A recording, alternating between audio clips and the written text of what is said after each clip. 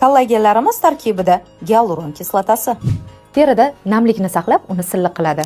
Biotin soch va tirnoqlarni baquvvat qilib, soch to'kilishi, tirnoqlar sinishini oldini oladi. Mol go'shti kollageni esa terida oson so'rilib, uni elastik qiladi. C vitamini esa kuchli ta'sir ko'rsatib, yoshlikni saqlashga yordam beradi. Bu kollagenimiz teri, soch va tirnoqlarni go'zalligi uchun juda ham qulay bo'lib, chet el sayohatlariga borganda juda ham qulay hisoblanadi. Paketchada bo'ladi, olma ta'mini beradi. Bu kollagenimiz esa bo'g'imlar salomatligi, mushaklar og'rig'ini davolaydi. Limon ta'miga ega.